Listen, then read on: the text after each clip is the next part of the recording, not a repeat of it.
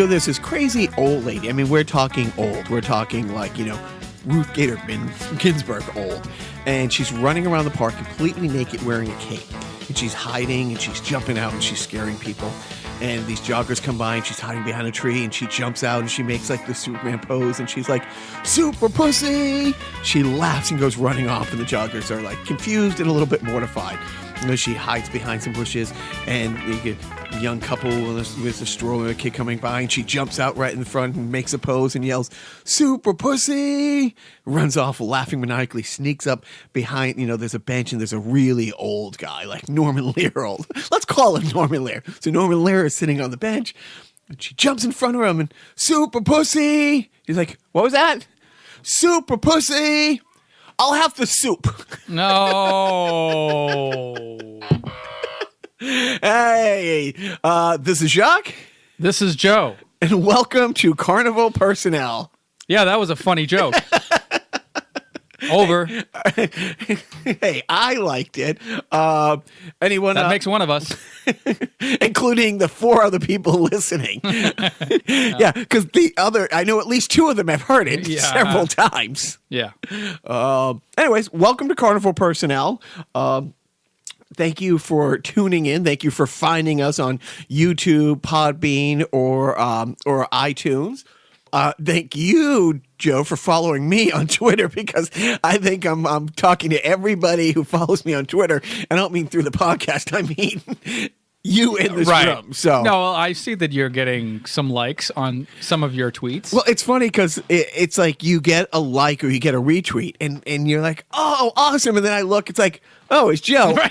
Or I look and it's like some paid hack site, some paid. Right. Check out mypussy.com. Right. Well, one of them was buyfollowers.com. Oh like liked something. Wait, of mine. You got liked by buyfollowers? Buyfollowers.com liked me. And then I'm jelly. And then the other day it's like I got this it was an advertisement, but it was this anti-Qatar advertisement. I got the same thing. Okay.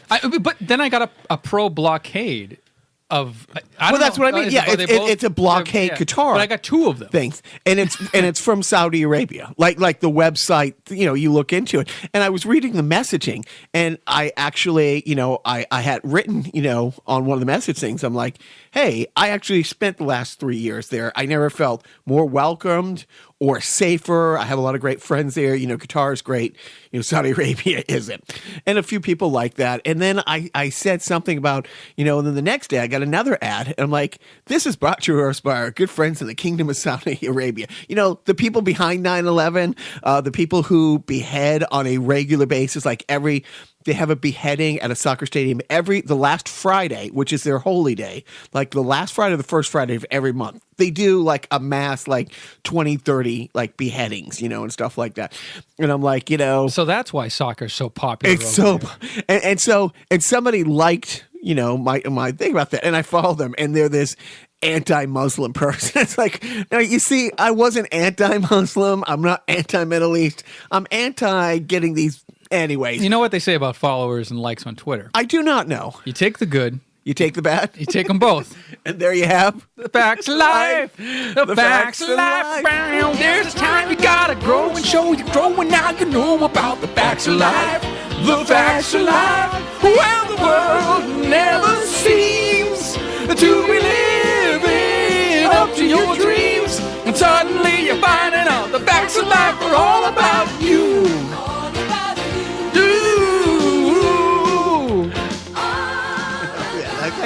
Oh my God. That gets the golf clap. Wow. Where am I? I just woke up in a haze, like a fever dream. I'm flop sweating. What the hell is that? So yesterday afternoon, I talking to Joe about like the rundown for the show, and then, I'm putting it kind of kind of in order, but kind of want to hit on talking points. And we think we got the show all wrapped up. This big week's talking points was about Blotus at the UN, getting up there, calling Kim Jong-un names again, because that's always the way to go, Yeah. And we will talk about that. But, I thought, okay, we got this button down. It's not going to be about all Trump. It's not going to be all politics. It's not going to be all his crazy shit on Twitter. And then you wake up this morning and you find out at his speech at his rally in Alabama that he, was of course going off on like McCain and the repeal, but he also took, time out to make sure that he went after Colin Kaepernick, saying he should be fired for taking a knee, not remembering that you got to get hired before you get fired. Maybe that's what he wants. He wants to see him get hired and then get fired. Well, he wants him to get hired so that he can get his job numbers up, but then he wants to be able to fire him. That's a good point. Like, he's always talking about getting his job numbers up, jobs. But with that, does he ever focus on the firing numbers? Right, that just through his administration? Yeah, just through his television show. Right. That's the whole crux of your reality career. So this guy is like opposite man. But he does. He's going off, calls people who take a knee sons of bitches. And again... Oh, is that what he said? Yeah, sons of bitches. They should all be fired. And then he rails against the NFL and says that people should protest and stop watching the NFL. And I think you're well aware, Joe, that I'm not a big fan of Roger Goodell. But Roger comes out, and rightfully so, and he has the right to do this. He made it clear that these people can have a First Amendment right. But he said, you want to boycott the NFL, and you think just what has been done with relief alone by the NFL and the NFL players, again, J.J. Watt, and these are the people that you want to ban the whole league because a couple people don't agree with your point of view? Well, again, you also have to look at the source. I mean, Trump had a thing against the NFL. Right. Yeah, he has. So everybody that he rails against, he had a history with, and not a typically good history. But at the same time, there was a list that came out last week, and I don't know. I'd have to look it up.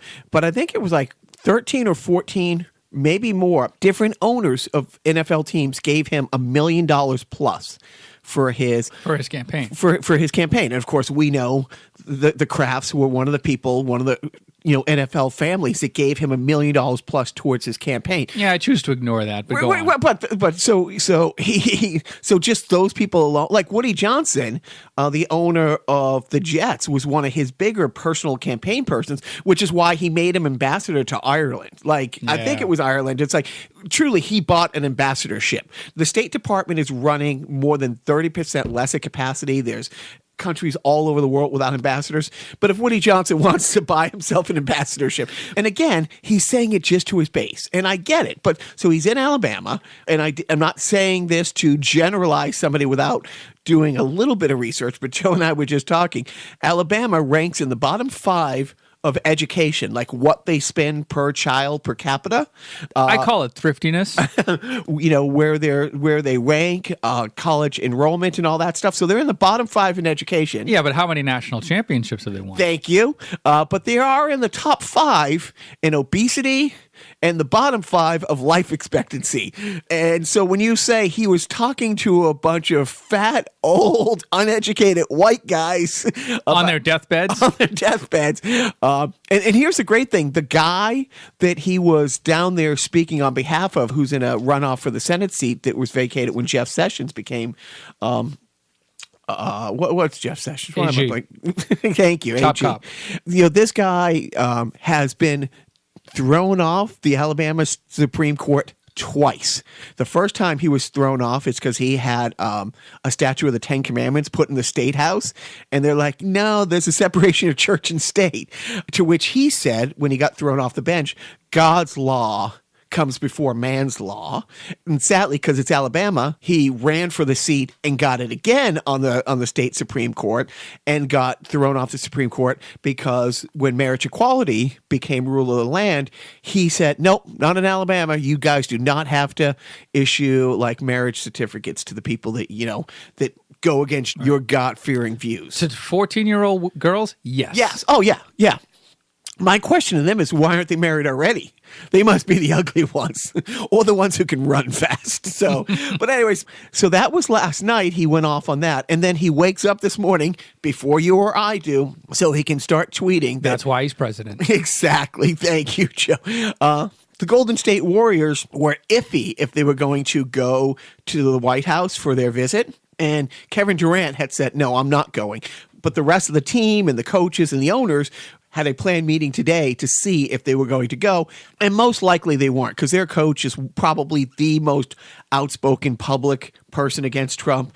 Most of the guys on the team probably side with the commentator Hill from ESPN, who believes that, he's a white supremacist who surrounds himself. Jamel Hill, yeah. So he wakes up this morning, being invited to the White House is an honor, but Kevin Durant is wavering, so I'm taking back my invitation. Yeah, but if somebody already said they're not coming to your party. Yeah, like you can't uninvite me. I didn't want to come. Yeah, that really, really pretty girl at the end of the bar who wasn't even going to ever look at me.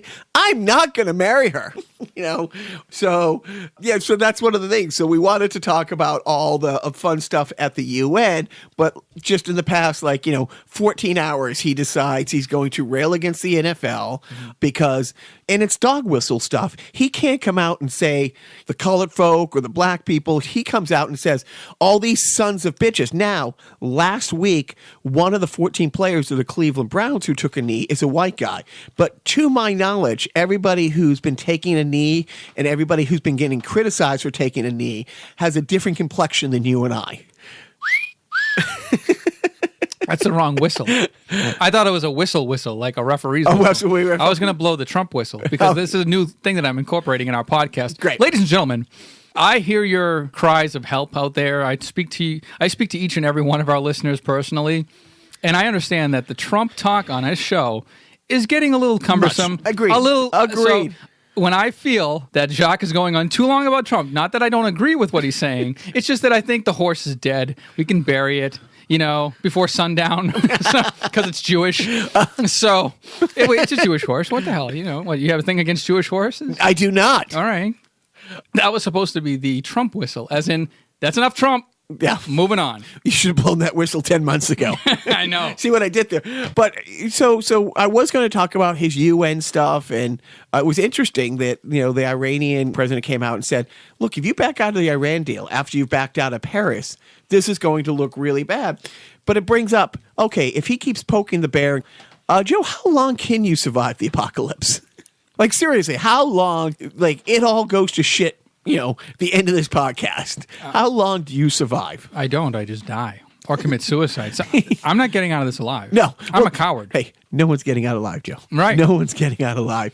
But, and I keep thinking that, because we've joked that, the boys do jiu-jitsu and the oldest one has taken archery.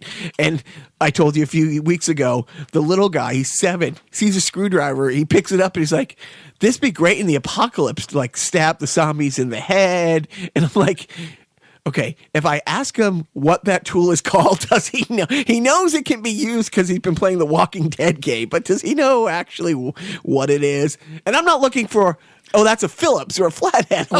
In the apocalypse, he'll have the license to rename it, whatever he wants. He doesn't have to know what society called it. But I did, when I was, listening to the UN stuff, and as I walked, leaving the apartment, I'm like, we got 4 of those giant jugs of water. And I'm trying to think, how long could we actually last? Because I'm not a gun guy. And that's where Jim Baker's Tubs O' Food come in. Yes.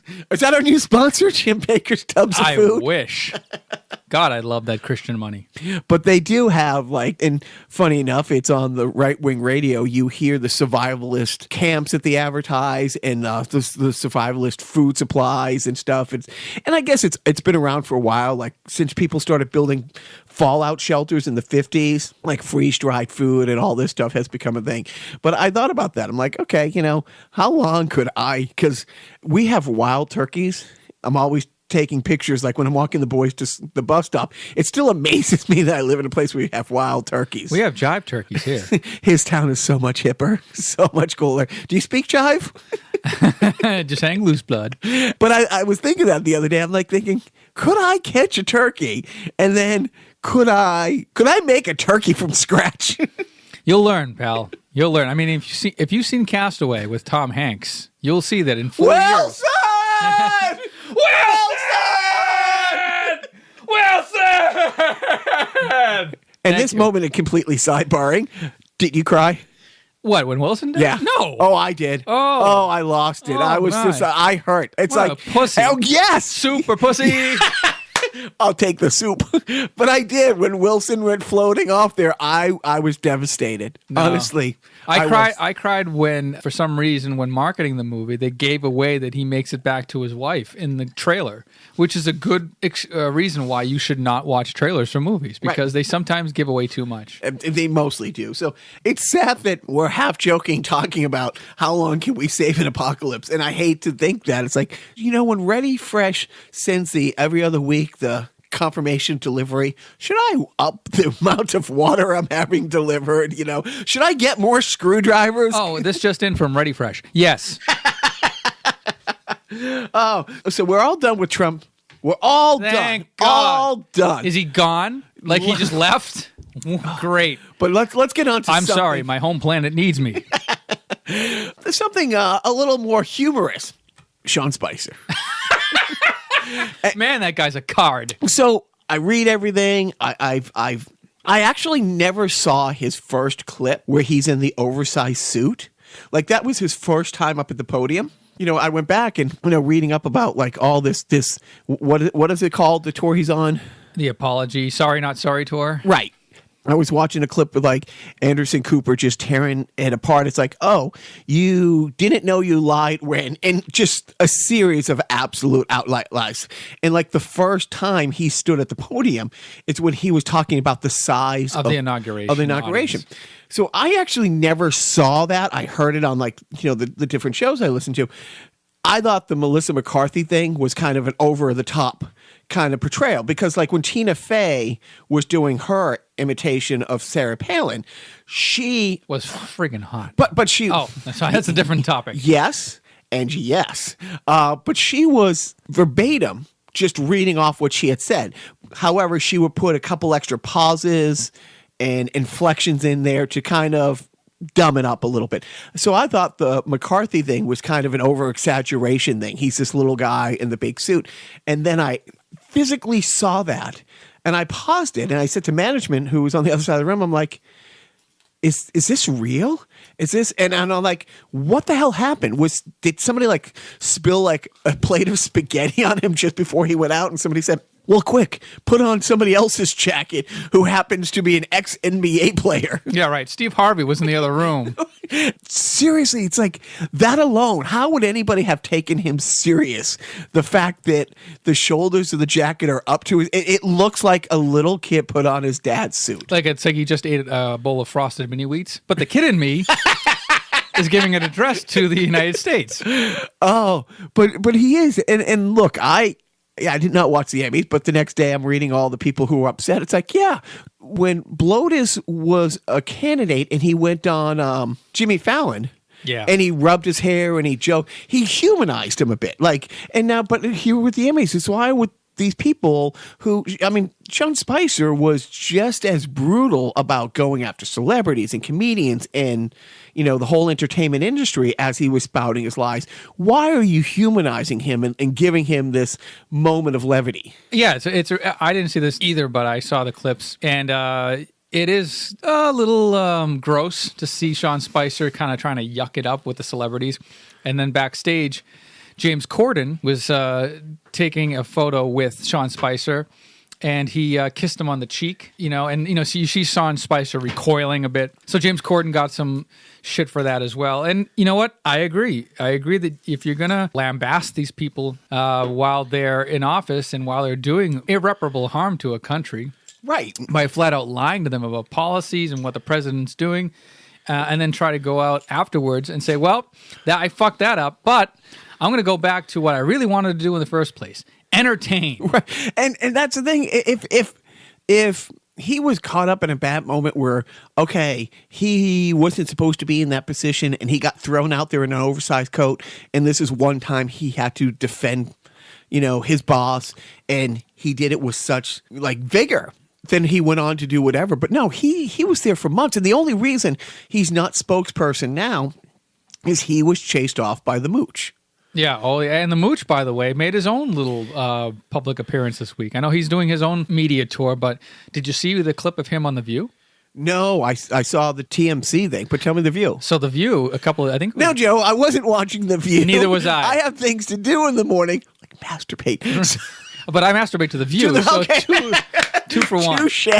So anyway, but I saw the clip of him on The View, and they had their own little SNL moment where they asked him who they thought did the best impersonation of him, and Scaramucci said, well, Bill Hader did me on the Saturday Night Live Weekend Update. That was pretty funny. And then they had Mario Cantone on The President Show. And then all of a sudden you hear, like, Hail to the Chief or something, and then Mario Cantone comes out. Oh, did he know? And no, I don't think so. And he laid into Scaramucci. Like, Scaramucci was trying to, like, shut him up a little bit. Yeah. Pour yourself a cold one.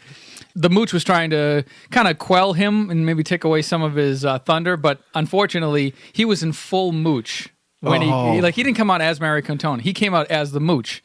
And did he have a pinky ring? I think he had the whole thing, and they were dressed alike, like tie for tie. Oh, and it was fantastic. Fortunately for you, I'm not going to quote any of his awesome lines, but go online and see the View clip of Mario Cantone and the Mooch. I think it's like a 5-minute clip, and he lays into him, and good for Mario Cantone because one thing that I did notice is that when he came out, Mooch went to hug Mario Cantone, and to Mario's credit, he did not hug him back. He just sort of stood there with his arms by his side, kind of looking to the side a little bit like, oh shit, this guy's going to try to hug me and I got to be on camera. But I'm going to take it like a champ. But he didn't hug him back. He didn't give him the Italian air kisses on the cheeks. He just went into full Mooch. Because it's... And why is full Mooch a thing? Or is it? The full Mooch. Hashtag full Mooch. Copyright Carnival personnel. No, it's funny because, I'm going to make this all about me because that's what I do best. I was doing a NASCAR gig in Darlington, South Carolina. The artist was off of Idol, a girl named Casey Weston. And after you do the anthem, you always go to like the owner's box or like the track owned box. And we're sitting there and some guy comes down in a suit and says, oh, the governor would like a picture. And it was Nikki Haley. She was governor at the time. Right. And so, Casey, she goes, has a picture taken. The governor's up in the box, shaking hands, kissing babies. Her book had just came out and she's like signing the book for, people. It's not like an appearance thing. She came, but her assistants brought like stacks of books in with them. And it's a billionaire owner's box. So, you know what I mean? That's the kind of people who are in there. And then the one of her aides came and goes, oh, you like a picture? I'm like, no, I'm good. It's like, yeah. I'm working for the track that day. I'm working as a rep of NASCAR. So I wasn't going to say, no, I fucking hate the Tea Party and everything she stands for. I hope she falls out of this window. But I politely, it's like you can choose not to smooch somebody backstage. You know what I mean? Or in that case, he's on stage, he can't run away, but you don't have to hug back. But it's great when I'm glad that he stood up. Because it's like this week, one of the great things that has come out of, I hate saying one of the great things that has come out of the new repeal of Obamacare is Jimmy Kimmel has just fucking been awesome. I think it's one of the shining lights, the shining beacons of hope. Right, that's a good way of putting it. And the best part is because Joe had told me about this and I looked him up, how he ripped into the guy at Fox. Yeah, Brian Kilmeade. Brian Kilmeade, he has a Fox show and then after Jimmy Kimmel's initial plea to contact senators, especially in these red states, and call their senators and tell them to vote against this new McConnell-Cassidy bill, he railed against them, saying, he should stay out of politics, and he's just a liberal elite guy, and this and that, the other thing. Kimmel basically called Brian Kilmeade out and said, look, 2 years ago, he was, kissing my ass. He was dying for me to, write a forward for his book. And, he said he loved me, a big fan. So this guy's a little punk phony. And if I ever see him in public, I'm going to, pop him one or something like that. And then to which Brian Kilmeade went on his show the next day and said, well, I didn't want him to write a forward for my book. I wanted him to be in my book, but, he said no, and I get it, but I got all these other celebrities, to which, while he's on camera, he chooses to pick up his book. And sell his book, right. Right, and sell his book. So wait. Now so I'm Jimmy rambling. Kimmel's a bad guy because he's talking about like healthcare for all, or he's not. He was basically, he didn't bring it back up because of his son. He brought it back up because the guy who looked him in the face and said, "I'm calling this the Jimmy Kimmel test." Yeah. That I will not support anything that doesn't have, that has pre-existing conditions, that doesn't have lifetime caps. I want every child to be able to to have access to healthcare the way your son did. And so here's Kimmel saying he lied to my face. He wasn't using his son's thing to push his agenda, but here this douchebag is calling him out for being a comedian, having a voice. At the same time, he's using Kimmel bringing his book up. And I don't know if you found this online, but I did. Media Matters tweeted out a 2-minute clip of their response to Fox News saying that, people like Jimmy Kimmel, who are entertainers, should stay out of politics. And then a 2-minute montage of Fox News introducing Scott Baio and Ted Nugent and Wayne Newton and Gene Simmons and all these guys to air their opinions about, healthcare and all the topics of the day. And a couple of commentators actually congratulating and thanking these celebrities for speaking out on these topics. Right. I mean, and we can do nothing but a podcast about the hypocrisy of them. But Jimmy Kimmel, and again, when he was first talking about when his son went through the thing, he was thanking people and he was saying how grateful he is. Well, the funny thing is, I remember when it first happened and somebody at Fox was saying, called him a Hollywood elite. And he was like, oh my God, thank you. I grew up poor in the shadows of Las Vegas. My only dream was to one day be considered part of the Hollywood elite. And the fact that you have just given me that validation is all I need. But it's not like Jimmy Kimmel went up there and said, hey, I'm a comedian. I got this late night show. I got millions of followers. I'm going to spout my views. No, he backs it up by, here is a list of all probably, and he said it best, he goes, probably everybody watching the show has made a donation to one of these people. Everything from like every medical association out there, Alzheimer's, MS, you go down the list.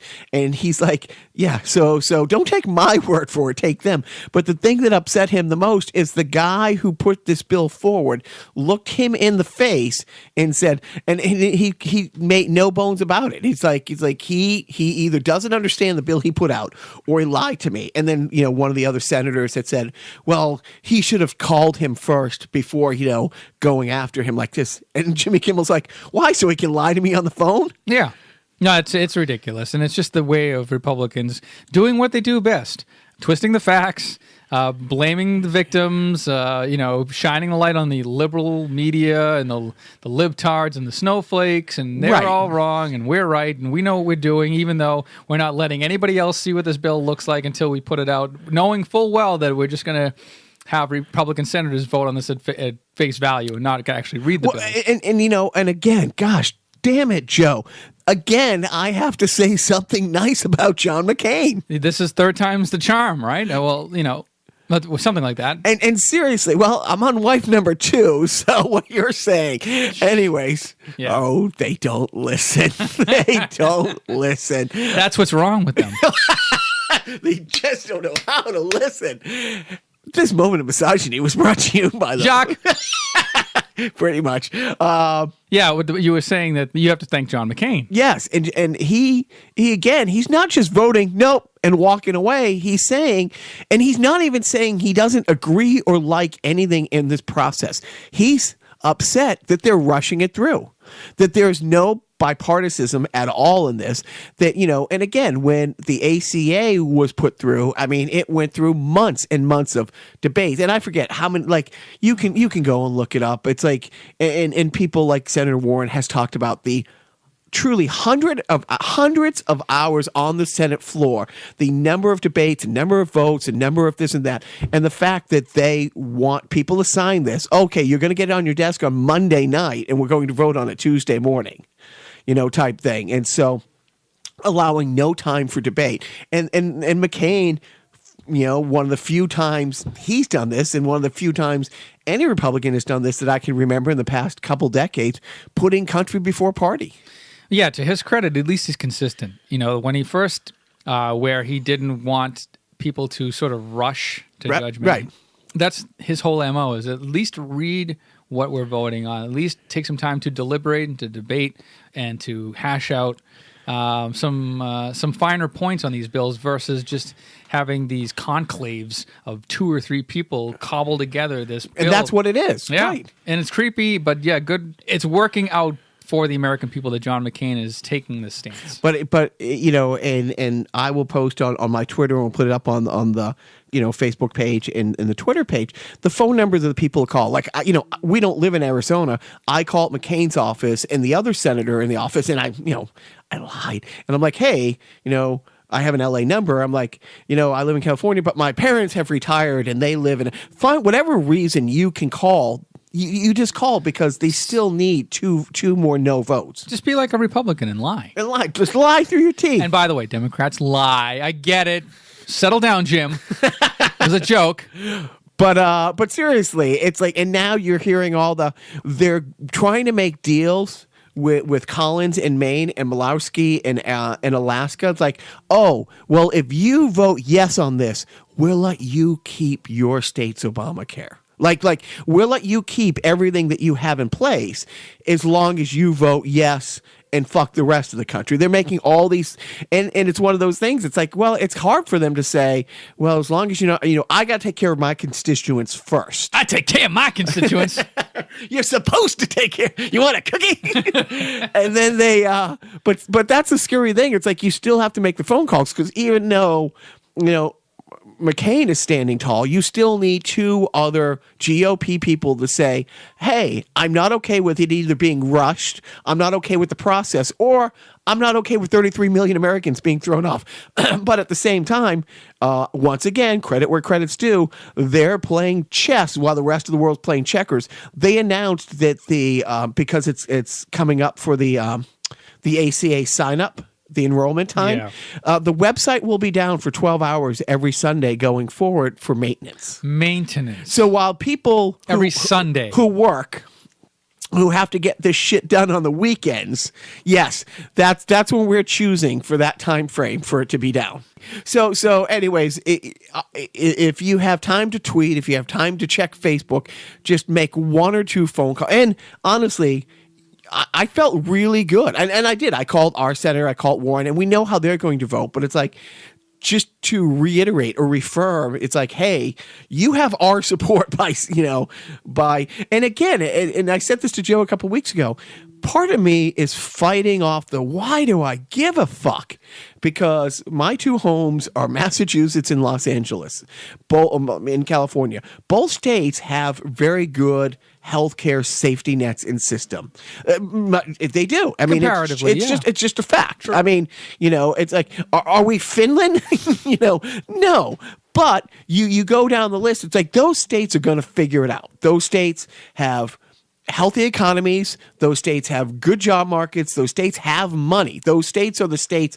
And when you talk about the giver and the taker states, I think Massachusetts, for every dollar it puts into the federal government, gets something like 67, 68 cents back. California, for every dollar it gives into the federal government, gets about the same back. And you talk about, and I'm not kidding, these red states, and it's hard not to be mad because these are the states that for every dollar they get $1.20 back because they have, again, worse education. You go down the list. They're the neediest. And yet these are the people who are saying, because, again, like the Fox Newses have been able to portray, oh, that Obamacare is for the blacks who like Colin Kaepernick for taking a knee. Yep. So don't vote. The whole dog whistle bullshit. And it works. And again, if you look at a map from 1864 and you look at the states that we have to go in and say, we're not going to own people anymore. We're done with that. Those were the same exact states 100 years later that you had to go back into and say to, like in Atlanta, okay, yeah, when this baseball team comes down here and plays, the color folks can stay in the same hotels as the white folks. There's a pattern. And so you want to say 60 years later, we're going to the same exact state saying, black people can vote and we can't just randomly shoot them. And then it's almost like fucking, Trudeau, the Prime Minister of Canada, is just fucking being awesome to taunt us even more. I guess he's his socks game is pretty great. He's pretty famous for wearing fun and cool socks. And I think I forwarded on Twitter the other day. He's at some big sit-down conference. He crosses his feet, and somebody takes a picture. He's wearing Chewbacca socks. Yeah. Like, seriously, why haven't they built a wall? Right. If there's any reason to have a foot fetish with this man, it's for the Chewbacca socks. It would be, but he has all ladies. And then the funny thing, it's like, and again, if you... Is Justin Trudeau perfect? No. Is Canada perfect? No. But at the same time, Google Justin Trudeau quantum computing. And it's one of my favorite clips where he was at the opening of a school and they are quantum computing, and somebody in the media corps kind of was goofing around. It's like, oh, yeah, I'm quite sure you're here to, help lend your expertise. And everybody kind of laughs. He goes, oh, no, wait. And he starts to talk, and everybody chuckled thinking he was going to, make some kind of joke. And he said, he goes, look after I'm done talking, everybody in here is going to know a lot more about quantum computing. And then he turns to the staff and goes, well, maybe not everybody. You guys might know a little less when I'm done talking. But then he goes on to give a rudimentary but eloquent breakdown of the fundamental differences between, like, the computing that's being done now and the advances in quantum computing and why this is exciting. And you're looking at that and you're thinking, okay, and somebody leading the country to his south is tweeting about the Emmy ratings. Yeah. Yep. The dichotomy of man. So I don't want to put down our country and say we want to be Canadian, but could be worse. Yeah, I don't want to be a Canadian idiot. I'll tell you that. Yeah. And speaking of idiots, which, by the way, we are woefully short this week on Weird Al references. So if you could get more of those. Actually, speaking about Weird Al, let's jump right ahead to Control-Alt-Delete. Oh, while we're talking computing. Jacques this morning tweeted me, or texted me. Tweeting, texting, it's all the same to me now because I'm old.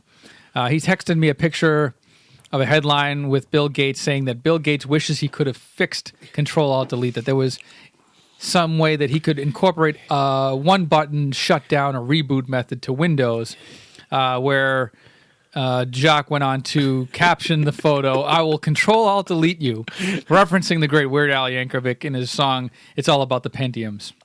And I tweeted that specifically to Joe because we were driving across the country. He was playing that song, which is, I think, my favorite Weird Al song.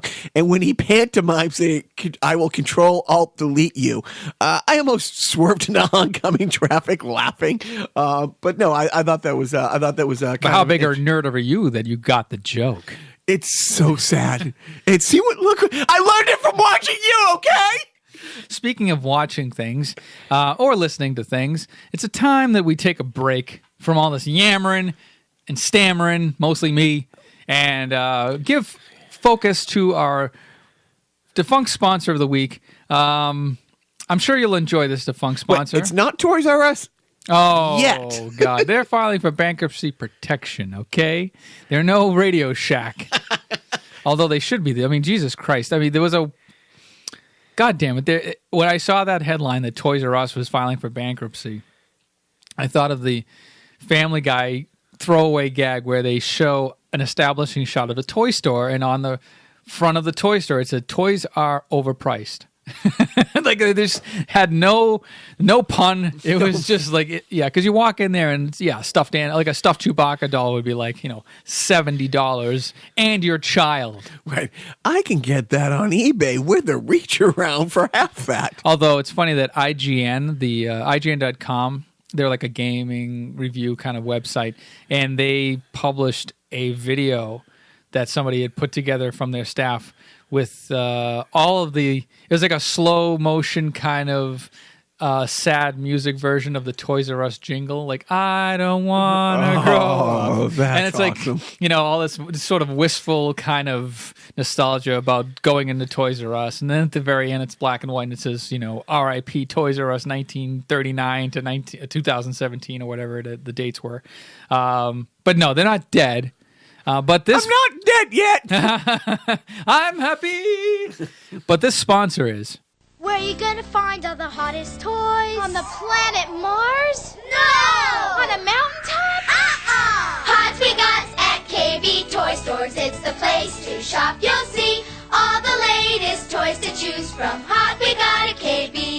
Can't find that popular new toy? If it's hot, then KB's got it. And you'll find a big selection of the hottest toy hits every day at all of our convenient locations. All the latest toys to choose from. Hot, we got it, KB! All right, thank you. Well, welcome back, Joe. Seriously, I don't know how I'm going to spend all that money from these defunct sponsors. No, sorry.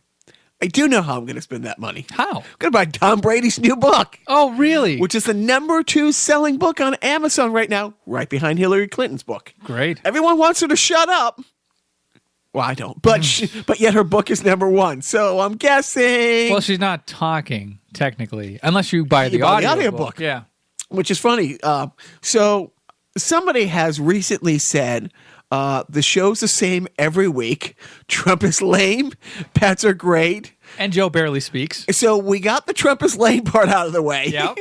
Let's get into the Pats are great. Oh, they are, aren't they? But let's first talk about TB12. Aside from football, a few weeks ago, we have been talking shockingly about, the GOAT, Tom Brady. And he had there's billboards, around New England because he was doing this talk with Tony Robbins. And he was going to be one of the guest speakers with Tony Robbins.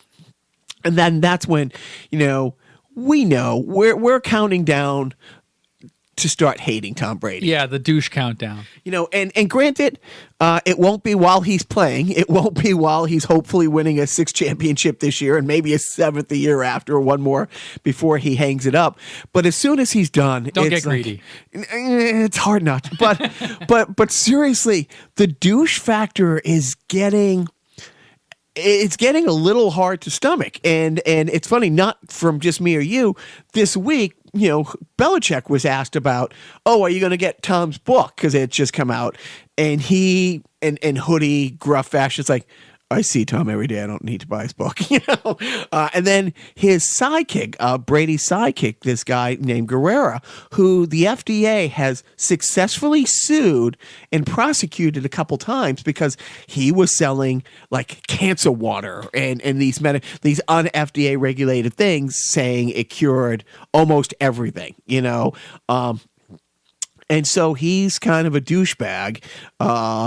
But he's gotten Tom Brady under his spell, and and granted, it's one of those things. It's like, okay, well, this new diet might be working. Maybe it's part genetics. Maybe it's because he's insane in his work ethic, and maybe the diet and his different training is prolonging his career. But part of his book that everybody is ripping, have you heard about? He doesn't get sunburns. No, he doesn't. He's a white guy. And here's the great thing when you were talking about Hillary's book. Well, she's you're reading her book, so she's not talking unless you get the audio book. So Tom Brady's book came out in audio form, and it's a 6-disc set. He talks the first 15-20 minutes on the first disc and 15-20 minutes on the last disc, and the rest of it is a voiceover guy. Oh, wow. So he doesn't even do his own thing. He's like the Alistair Cook of his own book. Alistair Cook was the guy who hosted Masterpiece Theater. Never mind. No, go on. No. You barely speak. So that's why I barely speak, because I don't make sense when I do. No. So anyway, he part of his book, and you can hear it. I mean, all the radio stations here are playing clips of it. He is talking about, because of his hydration, because he's always drinking the right type of water and the right amount of water, that he doesn't get sunburned anymore. And he says, well, when I was growing up in California, I was a fair-skinned Irish kid, so, I would get burned all the time and blah, blah, blah, and now I don't get sunburned. Which, if he drinks as much water in the book as he says, maybe there's some truth to it, Joe. Maybe there's some truth to it. Because if you drink that much fucking water, there's no way you're not in the house peeing all the time. So you can't be getting a sunburn. Yeah, he's like, I think maybe 5 years away from driving a van down to a Miami hurricane for relief. Did he call shotgun? Yeah, I know. He's going to be the Kurt Schilling of the 2020s. I have a feeling. It's just sad. It's like, and his book, and reading, all the excerpts and hearing people talk about it and hearing his voiceover, I equate it to Scientology in the sense that there's a lot of stuff in there that is right, that is science-based, that does make sense. And then there's the other 75% that is batshit crazy. And look, one of the reasons Tom Brady last week became only the second 40-year-old to throw for 400 yards is because his work ethic, because he was gifted with these genes, because he has the best coach, because he has a great offensive coordinator. Stars align. You know, I mean, there's a lot of things. Does eating avocado ice cream, just cutting tomatoes because it swells the arteries out of your diet helpful? Maybe. But at the end of the day, it's like, I can eat like Tom Brady. I can work out with Alex Guerrera. I'm not going to be throwing 4 yards in the NFL. I think it's a little unfair to maybe... Look, I know that you like Tom Brady a lot. So I think it's upsetting to you that he's doing basically what every other uber celebrity does at some point. Cashes the fuck in on his celebrity. And cashing in is fine. I don't begrudge, like the people who sign ridiculous contracts. You know what? If a fucking team wants to pay you that, God fucking bless them. I did. But that's work. And it's true. It's like I saw, like we were walking through the mall the other day, and it did break my heart. Management pointed out at one of these souvenir shops, for $450, you can send something to Bobby Orr to get signed and sent back to you. Like, not meet him, and it killed me. It killed me because this is a guy I worship my whole life who signs everything, and I don't know if he's in his like 70s by now, if whatever. I don't begrudge people doing that. But the scary thing is the irresponsibility, because there's a lot of fucks out there who buy into Scientology, somebody who they look up to. And again, everybody's looking at this guy waiting for him to be 40. And as of last week's game, he ain't fucking 40 yet. And when he says in the offseason, when he says he's faster now than he's ever been, and you go back to his, honestly, 18 years ago at his combine workout, he's a college quarterback and he's doughy, frumpy, and he ran the 40. You could time his 40 with a calendar. And he's still not fast, but his footwork is better. His scrambling is better now than it was 5 years because he's working on that in the offseason. He's in better shape. He takes care, all of these things. But when he says, this is how you should drink water, this is how you should eat, this is how, he's selling pajamas and he's selling, his own food and and it's great. But when you're saying that there's science behind that and you won't get a sunburn if you drink enough water. I get what you're saying now. Yeah, you don't want him espousing bullshit. And again, the guy he co-wrote the book with, his guru, twice before has been successfully prosecuted by the FDA. And third time on this podcast. Right. So we're getting into the Patriots. So look, we can't have enough Patriot talk. We're talking about douchebag Patriots. Why don't we move on to Aaron Hernandez?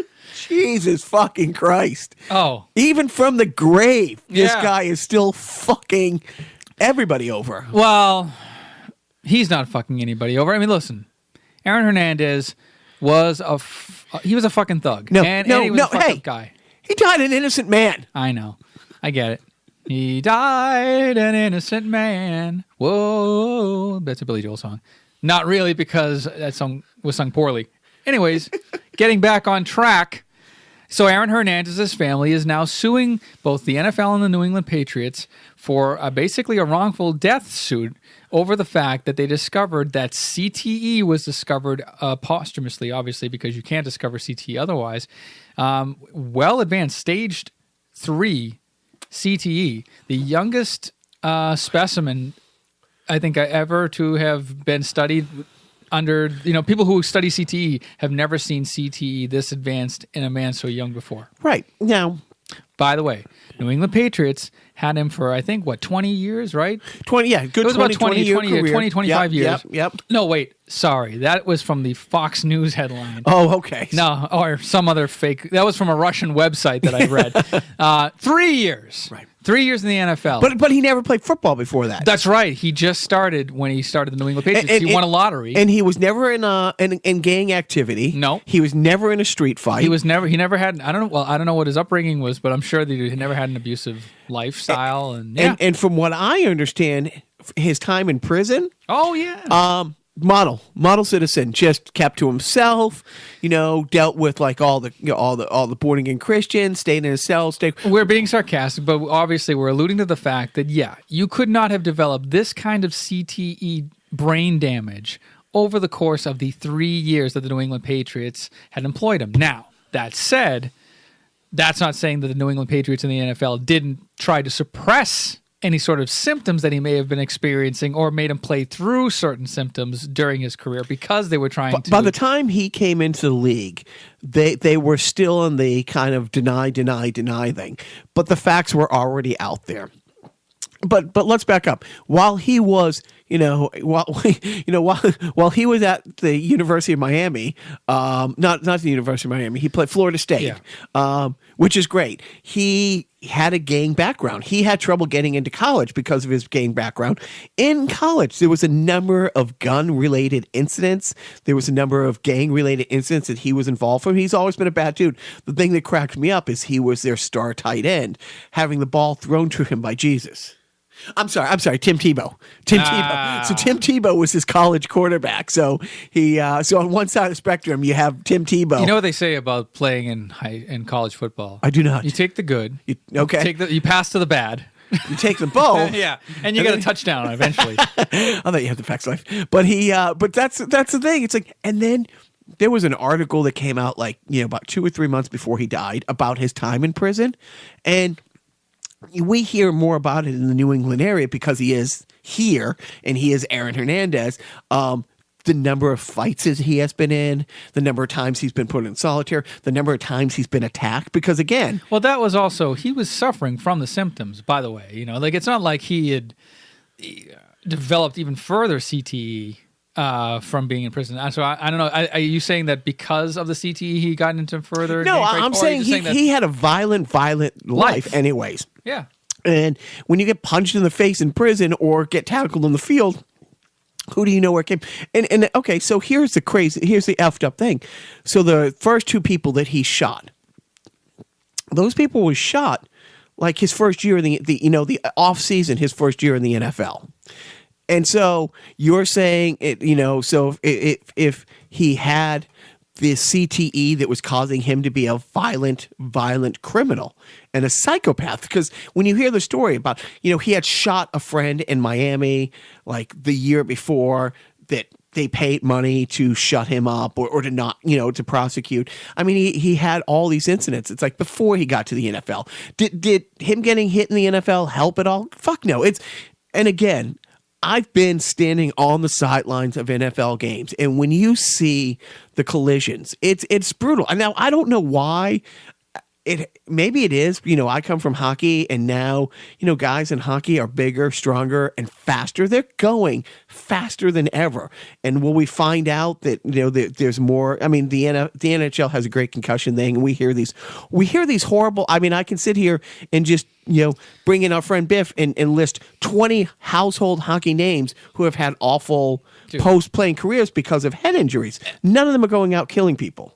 Right. I mean, that's a thing. But of course, hockey is populated by a lot of rich white dudes. So no. When you hear, I mean, that's maybe a stereotype. Like hockey is so expensive to play, yes.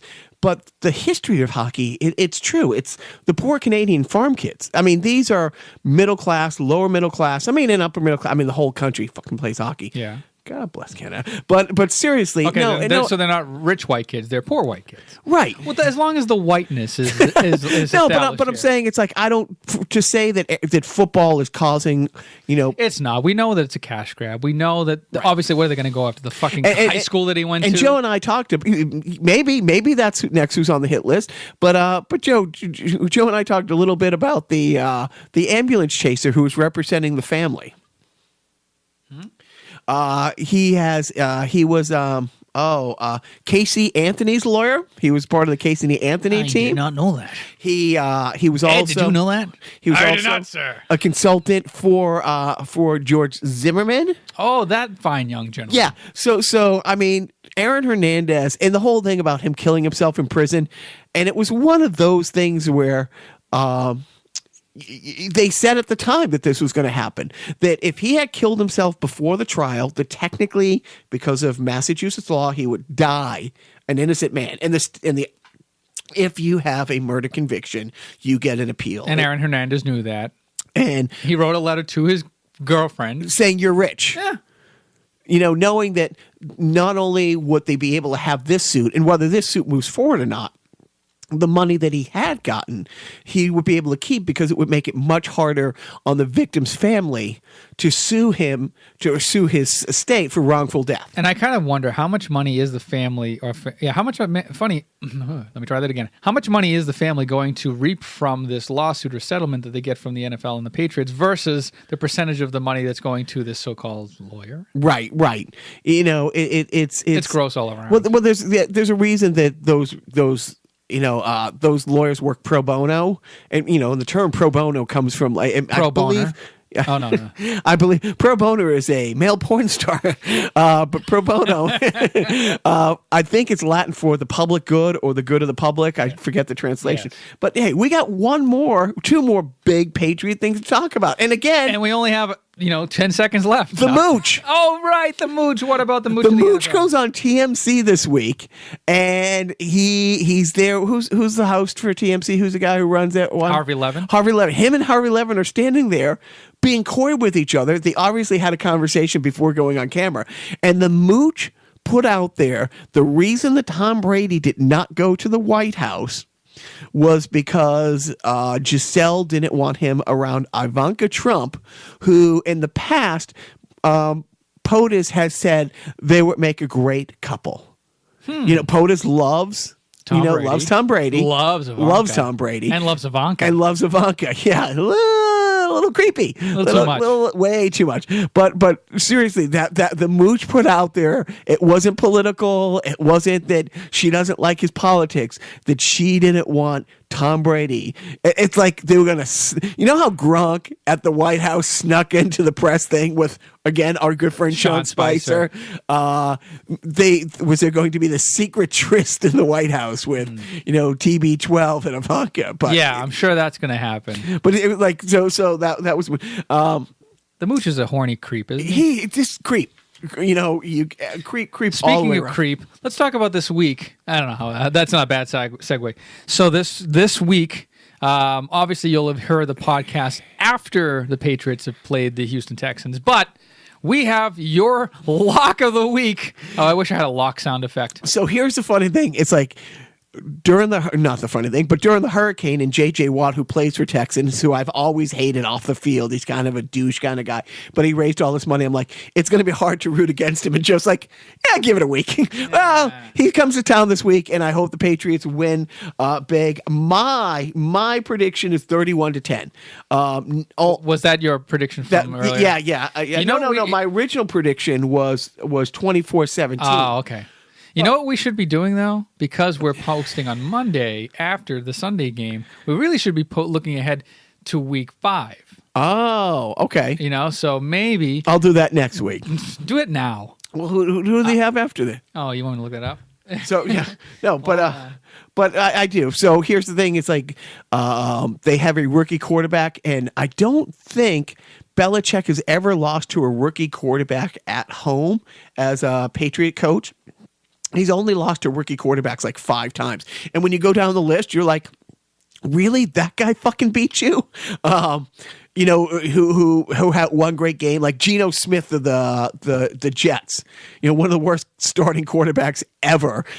He beat them his rookie year. So looking ahead to week 4, because we're being proactive here on Carnival Personnel. Week 4 is a Sunday afternoon game against the Panthers. Yeah. At home. At home. Carolina comes. So Carolina, what's your Carnival Personnel Jacques Lambert lock of the week? 31. They have a decent offense. 31-17. It's a 2-point score. All right, 31-17. 31-17. Got to make a note of it. So now let me get this straight. So Trump sucks. Pets are great. Joe barely speaks. Okay, good. As long as we got... But now Joe is going to speak because Joe has a big family outing tomorrow we're going to talk of. Okay.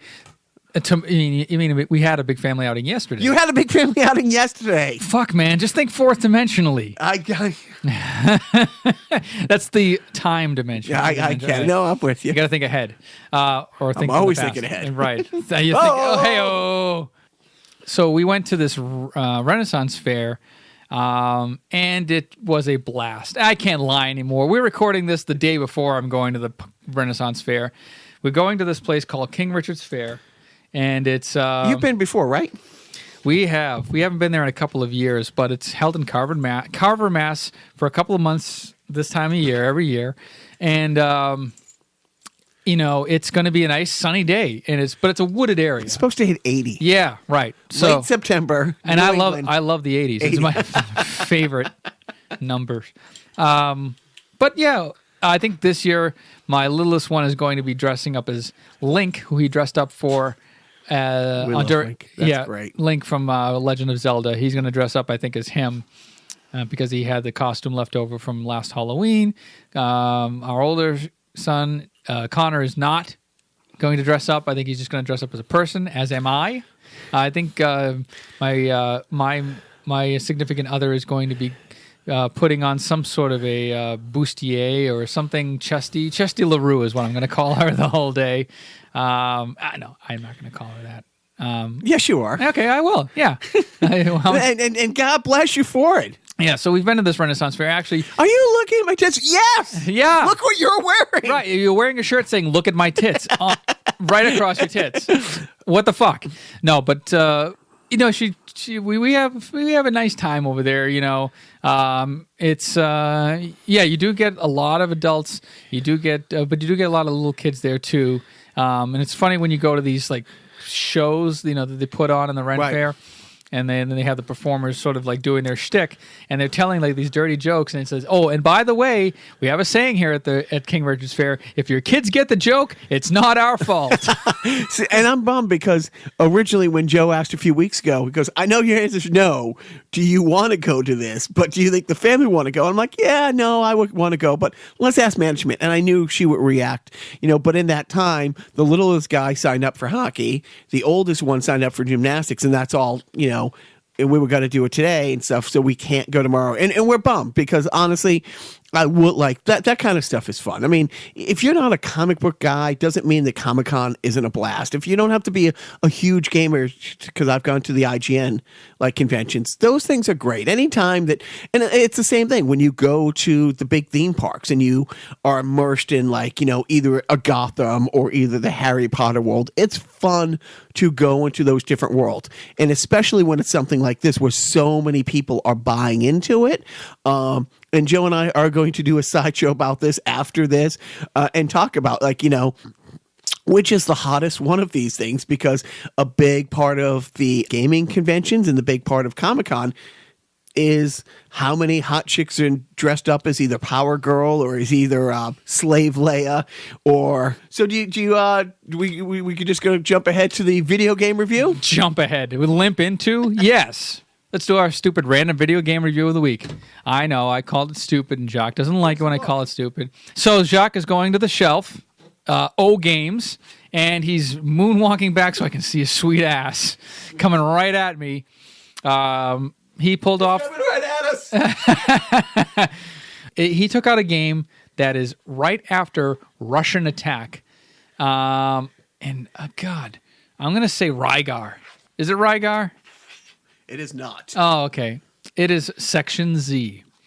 I have not played this game, unfortunately. I can't really give it a review because I haven't played it, but it's an old, one of the first games released by Capcom. Yeah, they do Resident Evil. They do Resident Evil. They are Street Fighter fame, Mega Man, all of those great games. This was one of their first outings on the NES. I really don't have much to say about it. I think it's kind of Japanese mech oriented, I believe. Maybe it's a shooter. I'm sure it's a very nice game. I think it's a arcade port. So I'm guessing it's Jacques right now is looking at the ultimate guide to the NES. What do you think he gave it as rating? Pat, the NES punk, Pat Contry, who wrote the book, probably gave it a 3 stars. Nailed it. Why don't you read the opening? Let's see what Pat says about it. This book, by the way, that's a workout, getting that book off Holy the shelf. mackerel, yeah. Section Z.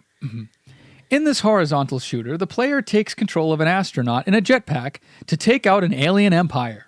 What's unique about this shmup which is short for shoot 'em up, experience is that the player can turn and shoot left using the B button, as well as turn and shoot right using the A button. This makes for a dynamic, fun shooter experience with player being able to take out enemies on either side as they track across the screen. So yeah, I mean, it's your average run-of-the-mill, I guess, shooter. It's one of the first, I guess, on the NES. All I know about Capcorn is they make my favorite games. Capcom. See? Capcorn. Jimmy Capcorn. And I don't care. And what are we looking for a price? I'm going to say $7. Right on the button. Wow. Yeah, it's coming in right at $7. Sweet. Oh, man, I'm on today. I like $6.95. Oh, I went over. No, that's boom, boom, boom. Yeah, you weren't the close. $1. Speaking of prices right, I'm just going to throw this in there. So this week marked the 10th anniversary of Drew Carey's hosting, taking over as host of The Price is Right. So to celebrate, The Price is Right decided to shake up the prize giveaway on their Showcase Showdown, the big wheel, where they have 3 contestants come up and they step up to the wheel and they try to get $1 so that they can get to the showcase. Are you explaining The Price is Right to America? I know. What's wrong with me? So instead of usually on the game, if you get $1, you get $1,000 bonus. And then if you spin the bonus section and you spin again and you get $1 again, you'll get $10,000. Well, this time they said, fuck it. If you spin the wheel and you get $1 on your regular spin, you get $10,000. And the bonus spin, if you get $1, you get $25,000. All 3 contestants hit $1. Wow. And 2 of the bonus spins hit $1. So they gave away $80,000 on that one little... That's like Wheel of Fortune money. I know, but to 3 different people. I got it all when I went on because it's me. Yeah, so like 3 people got $10,000 each. And then 2 other people got $25,000 on top of that. So after taxes, they take home a cool nickel. Nice. But what a nickel. But yeah, so that was what happened on Price is Right, which has nothing to do with what we were talking about. But I just made the Price is Right reference earlier. So I thought I'd shoehorn that in. Jacques? So do you got a parenting tip of the week? I'm going to say make your kids do the chores. Don't be lax. Everybody nowadays is sort of like, we'll let the gardener do the gardening and we'll let our maid do the cleaning because everybody nowadays has a maid and a gardener and whatnot. Make sure that your kids know what it's like to do manual labor. Manual labor? He's not the shortstop for the Cardinals? Hey-oh. But I was going to say he's one of our Portuguese laborers, manual labor. Shut up, Joe. Manny labor. Right. No, but I say, make sure that they don't just sit around and play video games all day. Make sure that they get out there and rake the leaves like a good boy should. I'll piggyback on that. It's the same thing. Don't be an enabler. The one thing the little bastards have to do in the morning, I put their backpacks together, I make their lunch, put it in there, put them on the same table by the front door, and at least half the time they walk out the back door to walk to the bus without them. And there's been a couple times we've got halfway to the bus stop and I've said, "Oh, where's your backpack?" "Oh, you didn't get it?" It's like, I'm sorry, maybe phrase it a different way. Where's your fucking backpack? What about your backpack was it confusing? Was it the word your or backpack that threw you off? And they get so pissed and I'm like, well, you better hurry up. The bus is going to be here. And they get so frustrated. But if you go back and get it, or if I constantly remind them, because I did it the other day and I feel like a dick doing it, but sat and did his homework with them. I told him to put it in the thing. And I saw it sitting out. And so I didn't pack it for him in the morning. And then he got home and he goes, "I had to stay inside during recess because I didn't bring in my homework." It's like, well, see, part of doing your homework is putting in the folder and putting in, I'm not going, and I feel like, like the great Santini, but if you fucking do that for them. Yeah, I mean, you know what he took away from that is that he won't make that mistake again. Yeah, and if he does, he's a fucking idiot. So we got that. So thank you for listening. It is the Jacques 4 at Twitter. It's OptiGrabber. Two B's. Yeah, what? OptiGrabber has two B's. I said two B's. Don't throw off my spelling any more than it is. Thank you for listening. Oh, and Joe, please do not forget